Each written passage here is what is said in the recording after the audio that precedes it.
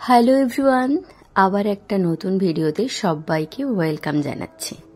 আগের ভিডিওটা দেখেছিলে যে ঠাকুর দেখতে বেরিয়েছিলাম, তো কিছু প্যান্ডেল তোমাদের সাথে শেয়ার করেছি। এখন শেয়ার করব পরবর্তী প্যান্ডেলটা। এই প্যান্ডেলটা দেখতে পাচ্ছ, জাস্ট দেখে আমার একটাই কথা মনে পড়ছে, আলোর রোশনি। সত্যিই তাই, চারিদিকটা শুধু আলো আর আলো। এই প্যান্ডেলে ঢুকে বোনদের সাথে দেখা হলো, দেখা হয়ে ফটো ভিডিও তুলে প্রণাম করে চলে এলাম পরবর্তী পুজো প্যান্ডেলে। সংঘের নাম দেখতে পাচ্ছ বিদ্রোহী সংঘ। ভেতরে ঢুকে দেখলাম চারিদিকটা লাল আর লাল। অনেক ফটো ভিডিও তোলার চেষ্টা করেছে, কিন্তু সবগুলোই এসছে রেড। আর প্যান্ডেলটা দেখো, ভেতরটার থিম হয়েছিল এই রকম, বেশ সুন্দর। মনে হচ্ছিল একটা পটচিত্র টাইপের যেগুলো হয় না, সেগুলোই করেছে। বাট প্রতিমাটা আমার জাস্ট অসাধারণ লেগেছে। মানে আমি তো মুগ্ধ হয়ে তাকিয়েছিলাম, মনে হচ্ছে যেন সত্যিকারের মা। প্রণাম করে বেরিয়ে যাচ্ছে পরবর্তী পুজো প্যান্ডেলে। ঢোকার মুখে দেখলাম যে একটা মূর্তি। এটা কিসের মূর্তি যারা জানো তারা অবশ্যই কমেন্ট করবে। চলো এখন ভেতরে যাই। আর এই দেখো, এই লাইটিংগুলো না বেশ সুন্দর লাগে, একটু ফানি টাইপের, তাই তোমাদের সাথে শেয়ার করলাম। ধীরে ধীরে ভেতরে ঢুকছি, বাট হ্যাঁ, খুব একটা কিন্তু কোথাও ভিড় বা লাইন দেওয়া এটা কিন্তু পেলাম না। বেশ মেঘ, নীল জল মতো একটা থিম করেছে। এটা হলো প্রতিমা, মনে হচ্ছে যেন মা ভেসে রয়েছেন। প্রণাম করে এখন চললাম পরবর্তী পুজো প্যান্ডেলে।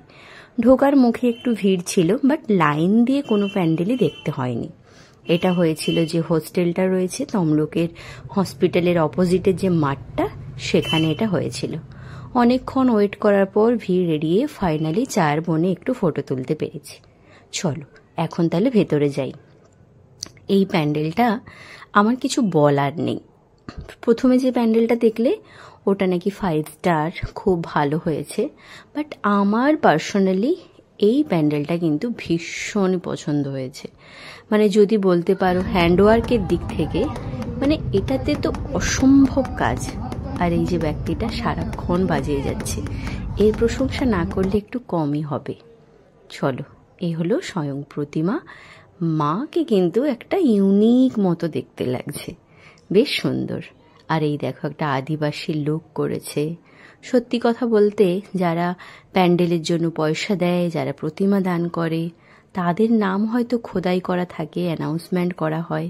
কিন্তু যারা কারিগর সারা দিন সারা রাত কয়েক মাস ধরে এই কাজগুলো করে, তাদের নাম অ্যানাউন্সমেন্ট করা হয় কিনা আমার জানা নেই। বাট আমার পার্সোনালি এই প্যান্ডেলটা কিন্তু ভীষণ সুন্দর লেগেছে। প্রতিটা দিকে কাজ, যেদিকে তাকাবে সেদিকেই কাজ।